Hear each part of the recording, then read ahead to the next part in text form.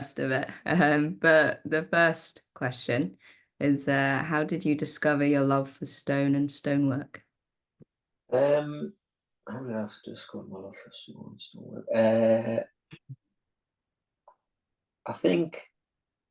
I mean, this is jumping ahead to one of your later questions. I think, But yeah, some of it I'll shift around in the thing, so don't yeah, yeah. worry about repeating them. I think. I mean, kids love stones. I used to Yeah, play with stones all the time as a kid. nice. Uh, I used to play with stones in the areas that I now go to collect the stones that I work on. Um, so yeah, I think it's just I think there's something in there in all that inner child stuff that really kind of enjoys that. Yeah, They're like simple forms, aren't they, as well? So you've kind of got you're forced to use your imagination with them. yeah, Uh, 100%. so they're kind of really fun from that side of things. So I think the love for stones all always been there. Yeah, I don't think nice. it's something that I've kind of discovered. It's maybe something that was more present when I was younger, and then with a lot of things as we Mm. grow older, we kind of like put away our kids' toys and things like that. You know what I Yeah, mean? And then it feels like you spend the rest of your life then learning how to pick them back up again. You know yeah, what I mean? Uh, 100%. so so I think the love for stones has always been there. What was the second part of that question? It was a double part, wasn't it? Just and stonework. I guess that's kind of a how did the love that was already there develop into you physically working with stone? Yeah, well, that happened. So, I got. I've spent my kind of most of my adult life working in the kind of construction trade Sure. and kind of heavy industry like welding and fabrication and metalwork and whatnot. And so I was working with raw materials. I was Mm. working with kind of concrete, stone, steel, wood, all these construction materials. And during that time, because of again the kind of pressures of that industry and the kind of Mm. attitudes and whatnot of people Sure. within that industry, there's not a lot of space for creativity and Yeah, kind of any sure. kind of sensitivity, really. Mm. Uh, Imagine. and but I always had. I've always been quite a sensitive, quite creative person since I was a child. You know what I mean? And that didn't go anywhere. I just kind of covered it up and Yeah, bottled it up yeah, to when get you have in to. that Yeah, industry. But it was always present, and it was always this niggling thing of kind of like I want to be making things, I want to be shaping things, I want to be doing this, that, and the other. Um, and all throughout that time in the industry, I was seeing that I was learning all these very practical, very kind of handy skills for literally of shaping course. raw material. Yeah. And I always wanted to apply that creatively, but just never had the kind of space, time, or kind of um, space or time to kind of pursue that. Mm. And on top of all of that, to compound all of that, Yeah. because of again the kind of attitudes and behaviors and kind of expectations in that industry, I was heavily medicating myself with Yeah. drink and drugs and Yeah. whatnot. And when I got sober from everything about 5 years ago, well, coming up on 5 years ago, it'll be 5 years in March. So in Hey, line with nice. this. Uh, Congratulations. Thank you very much. I kind of all of that just came kind of pouring out. Nice. Yeah. Uh, I kind of realised that that was something that I'd been kind of robbing myself of essentially, and I didn't want to anymore. So I started exploring my creativity and kind of Yeah. picking that back up, and I kind of pursued it in that route of like, well, I know I've been working with these materials and these Yeah. particular tools for most of my adult life. I know I've gotten to a point where I'm quite skilled with them, Yeah. and I'd like to, rather than rather than the focus of that work be to kind of line someone For else's other pockets people, yeah, for sure. and whatnot, and just really feed into the whole Yeah, capitalism stuff. I'd like that to kind of serve me and my nice. wellness and my well-being. So really it was that. It was both a way to keep myself occupied because Yeah, I had yeah, not drinking and not taking drugs and not going out on nights out and losing yeah, time and losing weekends. I ended up with all this time that I didn't know how to fill. yeah. It's Uh, insane. Yeah, yeah, so it was. yeah. It's really nice. It's nice that you. I know a lot of people going sober take to like completely different things because I guess the connection. Yeah, you wouldn't realize it's there. It's not nice to keep the connection, but Yeah, it's really nice that you literally took your craft and turned it into creativity. yeah. Well, yeah. It was to begin with. It was just literally to keep myself busy Yeah, yeah, of and to course, keep my yeah, hands busy. yeah, But then it opened up more and more, and it yeah, opened me up more and more. yeah, Um, and I just found out of all the things that I had been working with, I was working with a lot of concrete at the time. I was working with a lot of stone at the time, in the kind of paid work side of things, because I was still kind of in the construction industry, um, but kind of moving away from it, and I've fully moved away from it now. nice, yeah, Uh, but stone was the thing that I was kind of working with at the time and the most yeah, accessible to us, and nice, the tool to work that and the space to work that was the most accessible. yeah, So it started with stone, and it's just kind of amazing, continued with stone because I don't yeah, feel drawn to anything else yet. So nice, yeah, uh, nice. No, it's really nice. I guess just rather than turning into a whole other question now, but the soon later question about why you think as we get older we stop playing with stones. Because obviously it's gone the opposite way. But I think in general, it's the same with like sticks and like mhm, branches. I think that people don't show an interest unless they sort of revolve their life around it.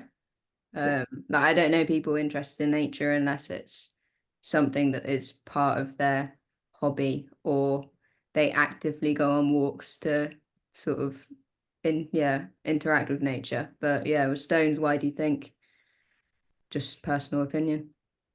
yeah. I think I touched on it there as well. I Yeah. think it's just like as we grow older and we find ourselves in like different circles and uh, different groups, different jobs, roles, whatever.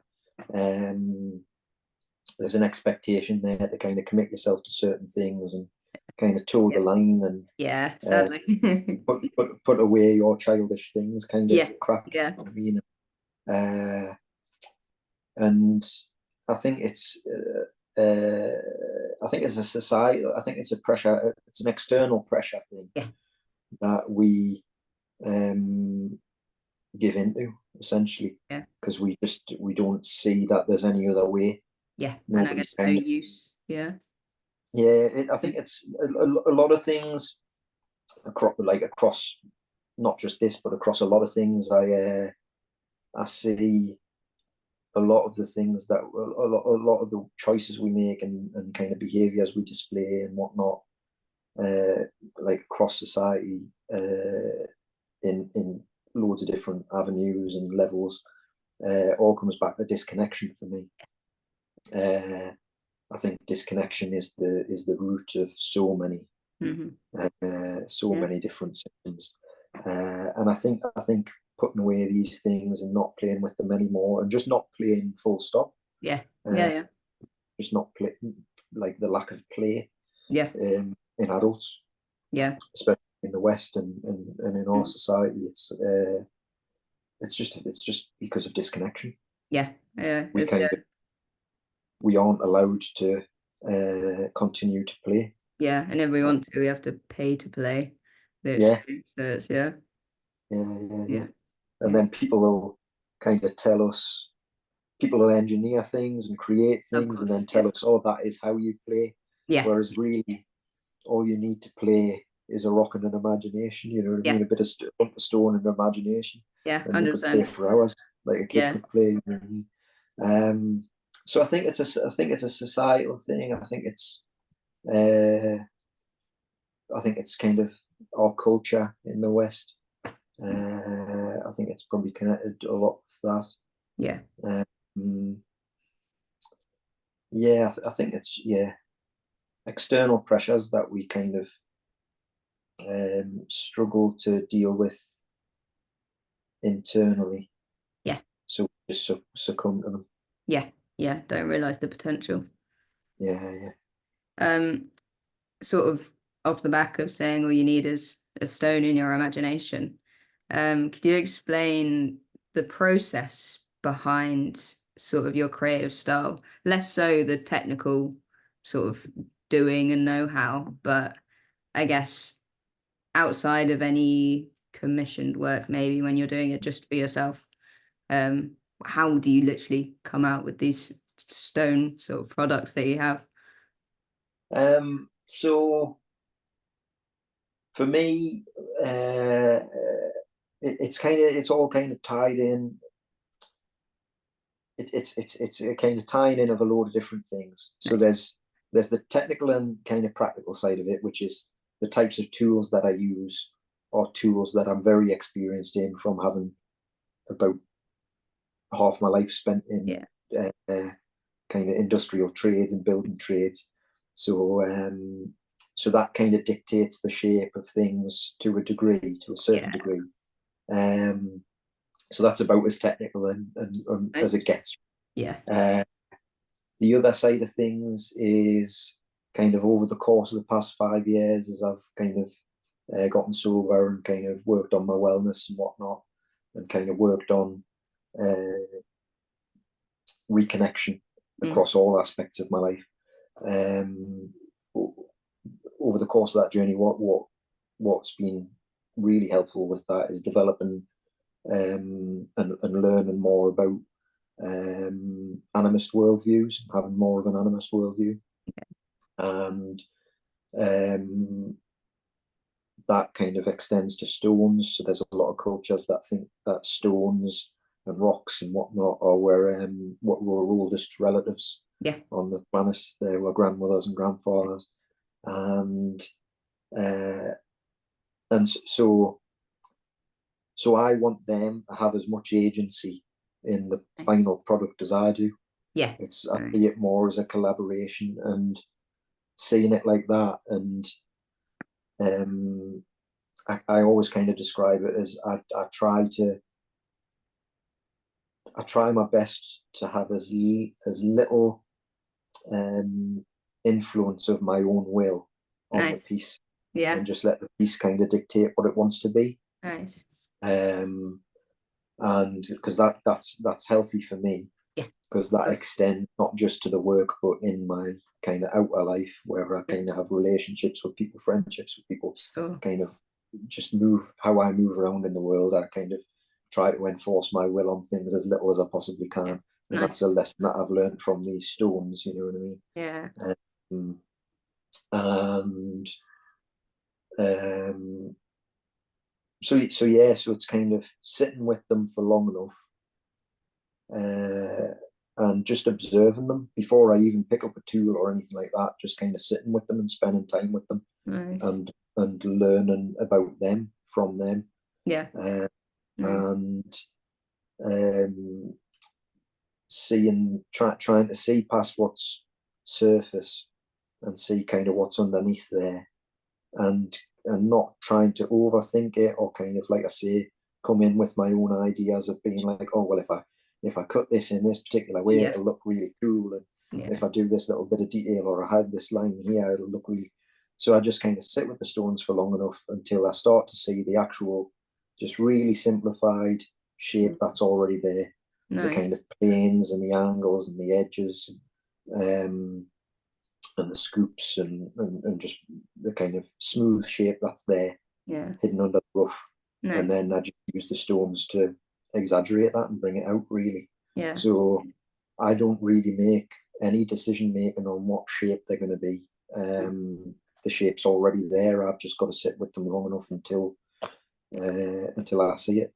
Yeah, amazing. So, On that kind of same wavelength, how do you source the stones?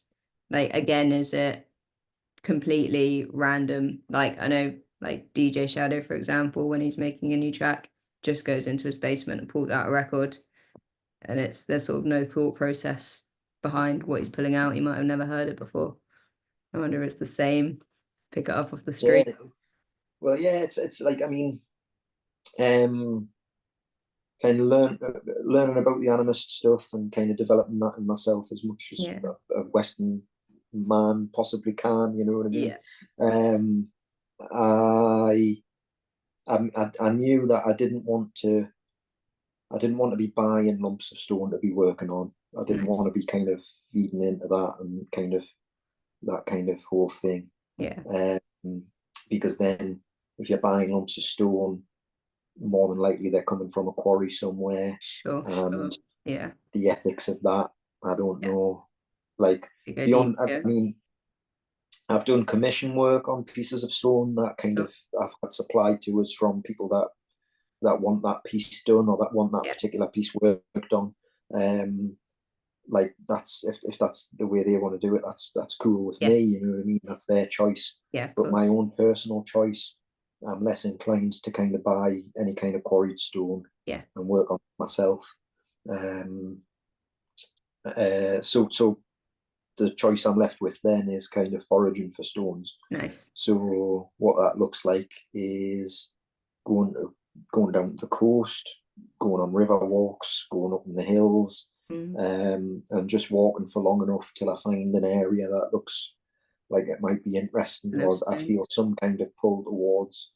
Yeah. And then I'll kind of just spend however long I have available to us, just kind of following tangents, essentially just kind of, if it's a pebbly beach, it could just be a short stretch of beach, but it'll take me hours to walk along it because I'll just kind of weaving and winding my way along the beach and stopping every 2 minutes and picking up a stone. And it's become more so. When I first started doing it, I was picking up a lot of stones and bringing them all home. Sure. Yeah. Can't choose. Yeah.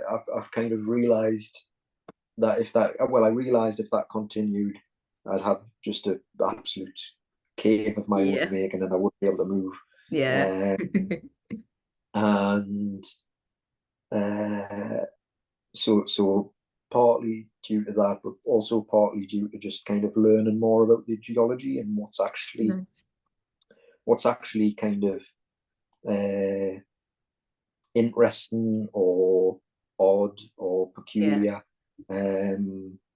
It's those stones that I want to work with. I want to work with the kind of the odd bods, nice. because I'm a bit odd myself, and nice. I've kind of I grew up in a family and existed in a kind of adult working kind of environment where I was a bit of a black sheep. I wasn't accepted by my family. I wasn't accepted in the working industries that I was working in. So I've had, like, up until about 5 years ago, when I started finding the groups and circles that I do well with, the weirdos. So I identify strongly with kind of the odd ones out.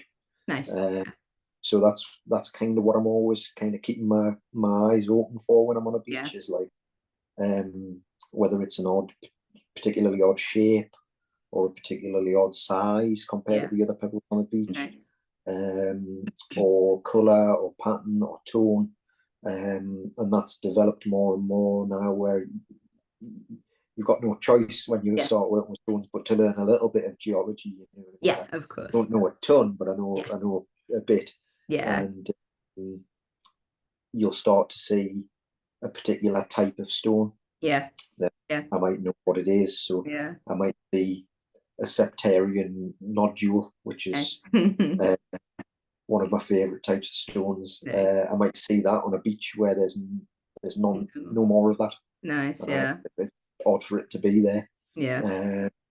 Or there's a current piece that I'm working on for an exhibition that I'm doing, which is a whole bunch of larvicite, which is a Okay. particular kind of igneous stone, which Nice. only comes from the Oslo Rift in Norway, Oh, and I cool. found it on the beach in Northumberland. Oh, wow. So, Nice. so it was just quite odd that there's Yeah. this whole beach lined with it in Northumberland, which has Oh, come wow. over a ship's ballast at some point, Yeah. but it shouldn't be there, Yeah. Yeah. but because it's It being used is. Yeah. in trade and industry and whatnot, it's there where it shouldn't be. Cool. So it's quite magical Yeah. that it's there.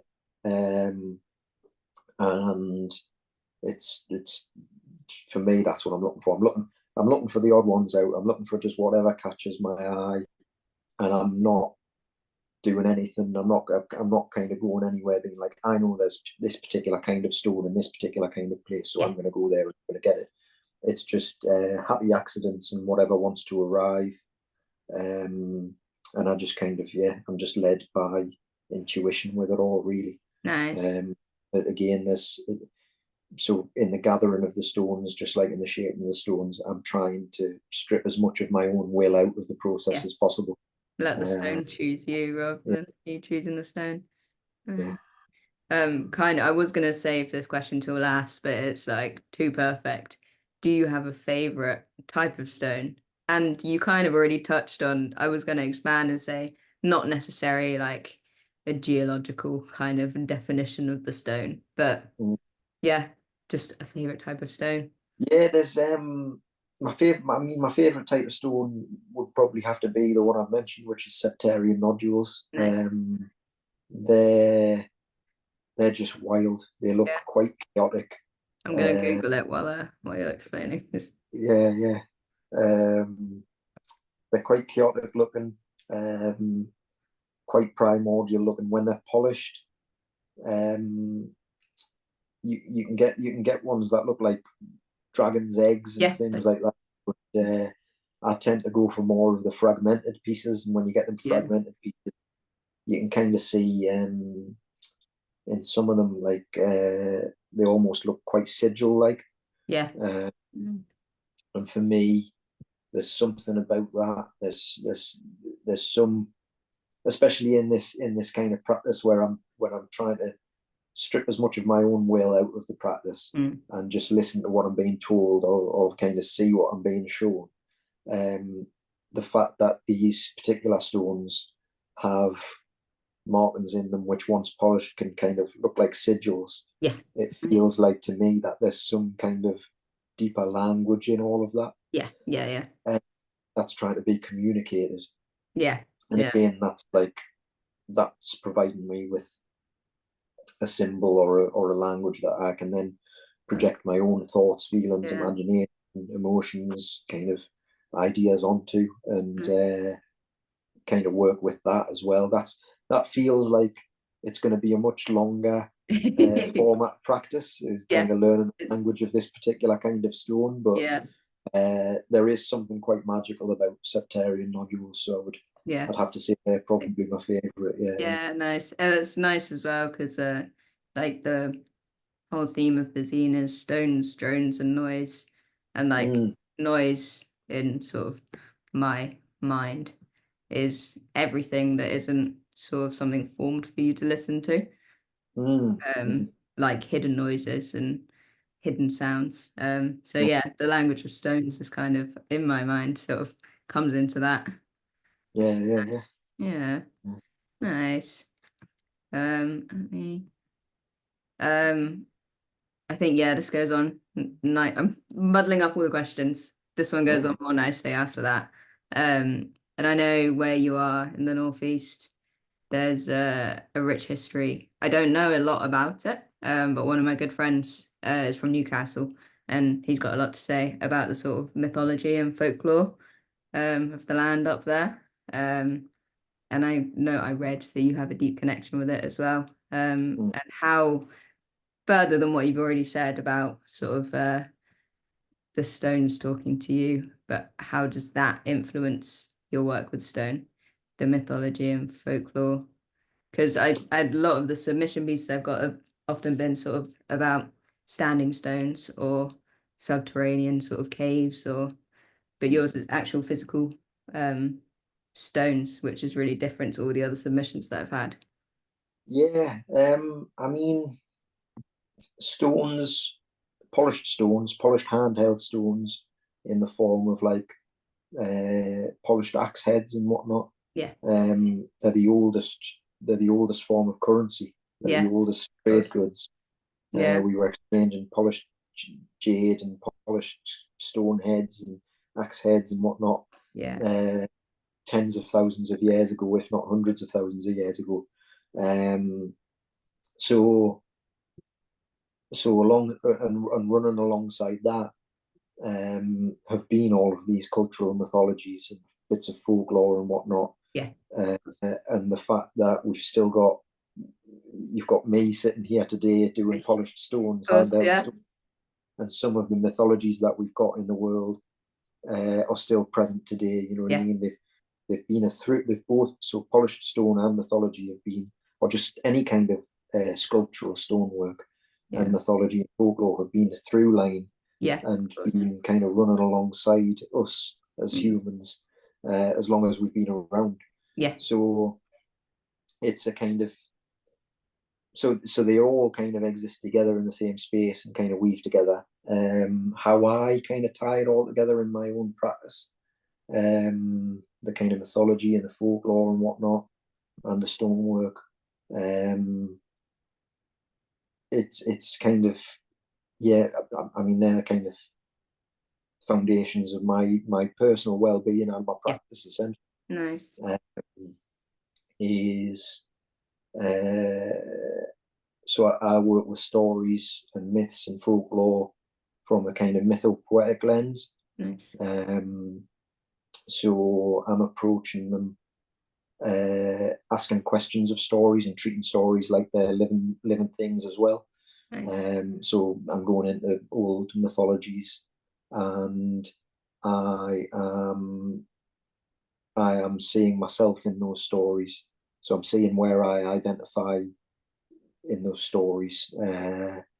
So once I've got, there's a story particularly, which this will be the easiest one to talk about, because it's the first one that I really did a lot of work with. that was going to be my next question, so that's Yeah, yeah. almost Um, it's a story called The Lindworm, and again, it's a story that's travelled. It's kind of, its most recent version is just down in Sunderland, oh, so cool. not far from me. Yeah, And that is a story called The Lambton Worm.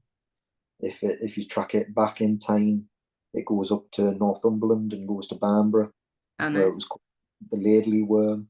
mm, If you track it back from there, it goes to kind of Scottish borders. If nice, you track it back from there, it goes over to Scandinavia. mm, If you track it back from there, there's versions of it in Greece and Turkey, oh, nice, and it goes over to India. So yeah, oh, it's okay. an Indo-European story Yeah, that's just had, it has very many different versions that have nice, travelled to all these places and been cast through the lens of those cultures. yeah, And when I first heard it, uh, it was like getting smacked in the face. I was kind of like, oh my.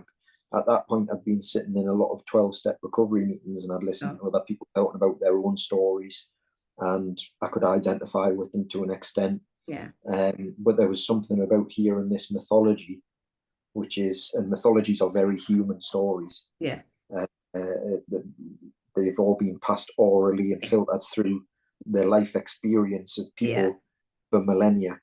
Um, so I heard this story and I was just like, I identified with it so strongly on like a mental, emotional, and a bodily level. I was like, this is speaking to my lived experience. I yeah, identify with it. nice, And initially, I identified with a couple of the images within there and a couple of the figures within there and their experiences through the stories. And the more I kept revisiting it and working through those things, I identified with more of the characters and more of the figures and more of the symbols in the story. And I'm a believer that myths and folklore, especially myths in the form of like, I like to work with fairy tales. Nice. Yeah. I see no separation between myth and fairy tale and Yeah. folklore. I think it's all the same thing. Yeah. Same. Yeah. And for me, what I believe they are is, I believe that they're roadmaps essentially. So the reason we have these tales and the reason that they've been passed down and we still have them from oral traditions, to me, is that there were people back then that were experiencing and going through the same things in their lives that those stories resonate with today, like myself. Yeah. There's no surprise. It would be no surprise to me if back in the kind of annals of time, there were other people who had similar life experiences to me. Absolutely. And that was the story. Those were the people that ended up carrying those stories and then sharing it and retelling it. Yeah. So for me, it became kind of like, they're like roadmaps. And for me, going back into that story time and time again and revisiting it and kind of asking it the question of like, what is it trying to share? What is it trying to tell? And kind of just going through the story beats, finding where I landed in the story each time, and then just following the story on from there and tracking myself through it. Kind of started to give me answers to questions that I'd been looking for ages. That's really nice. Started to kind of get me well and get me to a better place. And so that's what I'm thinking with all the time. When I'm working on stones and I'm working on my art and whatnot, I'm thinking with those stories. So I'll get I'll because I'm constantly looking at stories, I'm constantly looking at myths, and I've got collections and collections and kind of compendiums of folklore and myth. I've got all those books. Excellent. And I'm always getting more. I've got more. I get them at a quicker rate than I can read them. That's what my dad's library is like. He's got me. It's good. So I'm constantly looking at those, and then one will hit us, and then I'll be like, right, wow, there's just something in there. And there'll be an image in there. There'll be a certain image. It might be a character. It might be an event. It might be a scene. And it's that particular scene that'll be like, whoa, I need to make something about that. So then I'll take that and I'll see what material that I have available to us. It might be stuff that I've collected a while ago and it's just been sat there, and I've been like, that's also been in my mind where I'm just like, oh, I really want to work with that stone, but I don't know what you want to be worked with yet. I don't know what you want to collaborate on with us yet. So I'll wait until that arrives. The story then arrives. Then a certain stone that's sat in my studio will make sense, because I'll be like, all right, yeah, you're the guy that's been waiting to work on that particular story with us. And then I'll work on that stone. And whilst I'm working on that stone, I'm thinking about that story. And I'm lots of questions and I'm constantly revisiting it, and I'm observing my own life around that whole thing as well. And I don't know whether it's just some kind of cosmic timing or whether it's me kind of being in that headspace and just pattern recognition kind of thing. But more often than not, when I'm working on that particular story or that particular scene or whatever with the particular stone that wants to work on it with us, I'll be noticing those things from that story unfolding in my own life and kind of reconciling in my own life.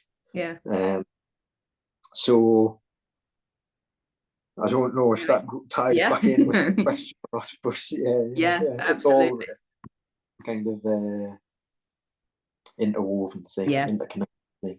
I think a lot of creatives have that same process as well of like, I know for me, because I'm primarily a sound artist, and I just have like maybe like thousands of samples and recordings, field recordings on my laptop. And so I recorded it because it sounded cool at the time, and I might not use it for another 10 years, but it's the same. It's just that one thing just hits you and you're like, there, that's why I have it.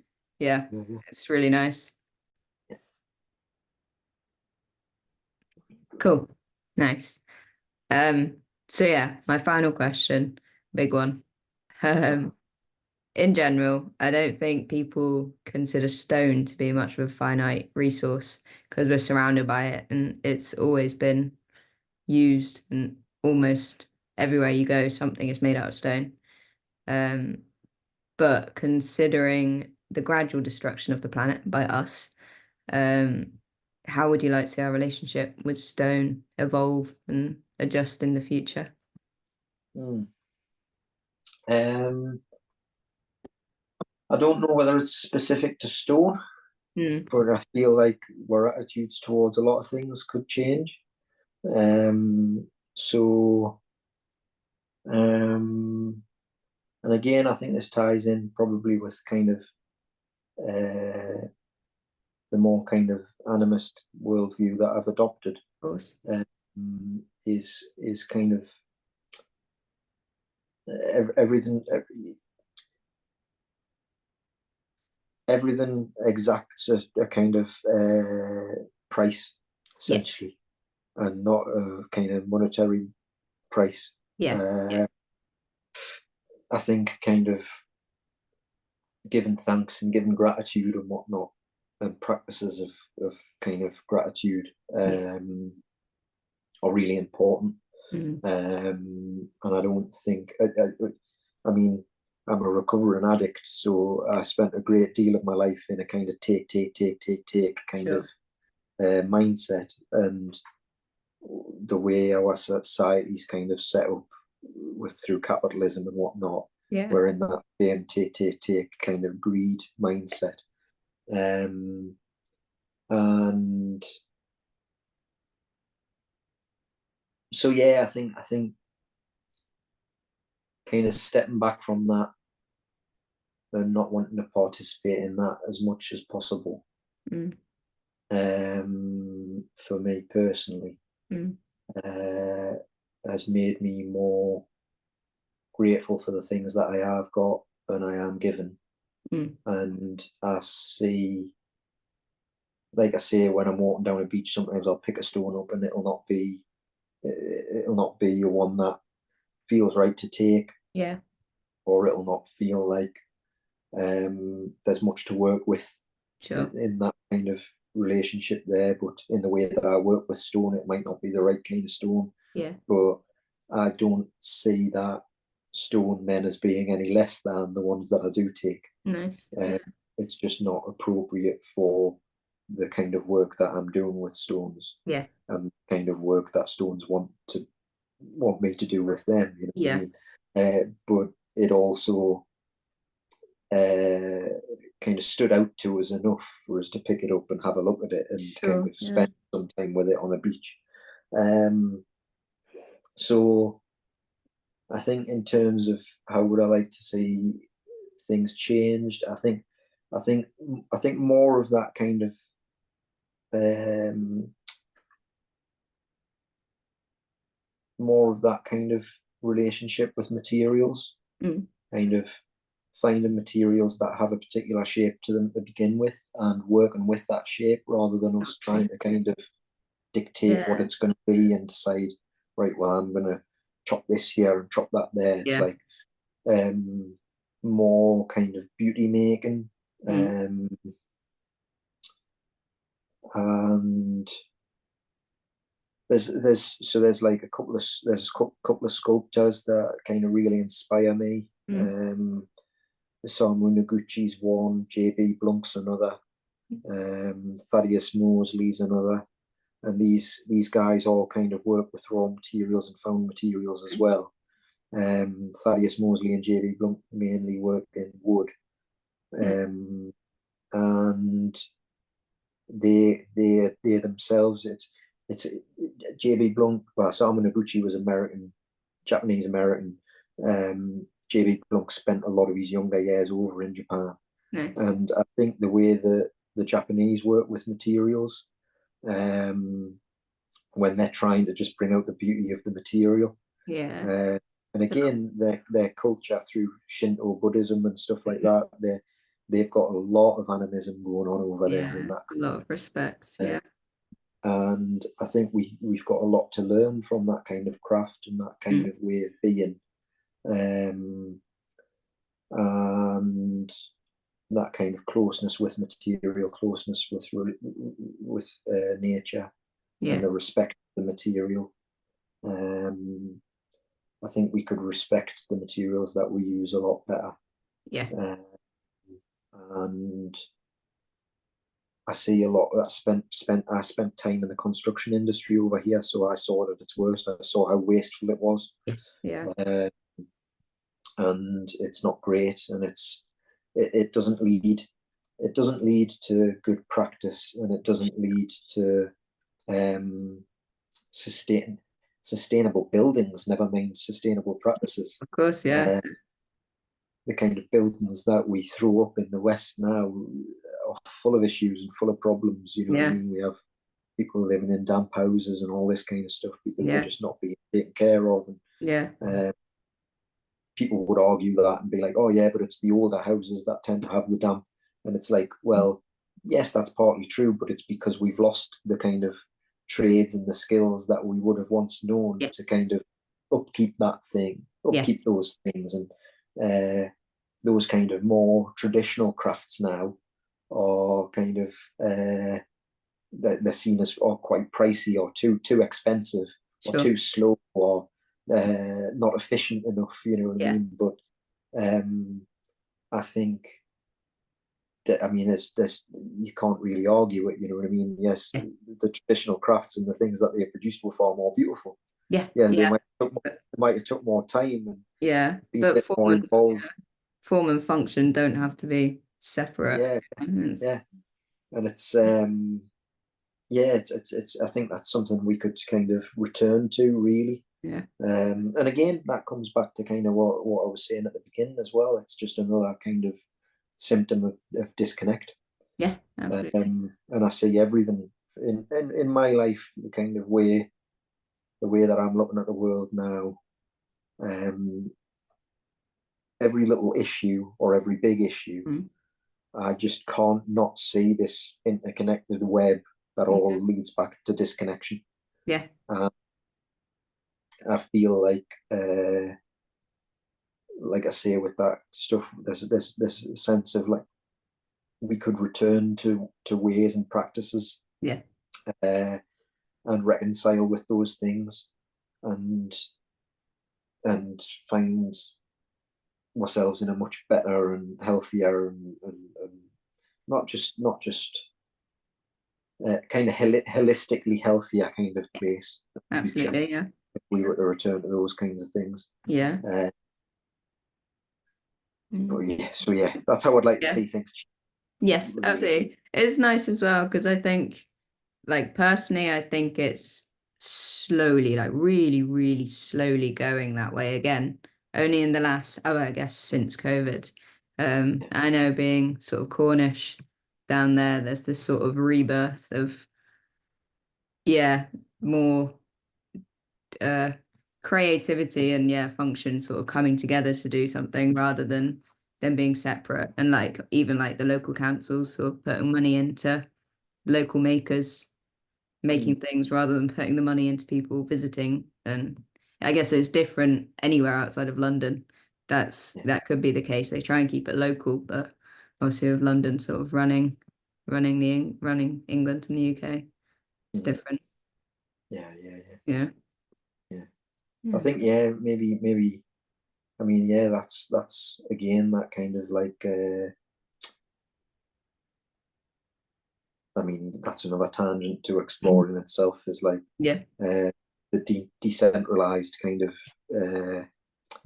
worldview of things. I kind of adhere a bit more to that as well. I think Yeah. kind of more wealth, not just wealth, but kind of decision making and all that kind of stuff. Hmm. Kind of because the my life up here would be completely alien to the life and upbringing of a Londoner. You know what I mean? 100%. Yeah, Yeah, absolutely. that grew up in the south are making decisions Yeah. that affect the kind of quality of life Yeah. or upbringing of people in my area. You know what I mean? And Of it's course. just they couldn't understand it unless No. they lived it themselves. You know what I mean? So Yeah.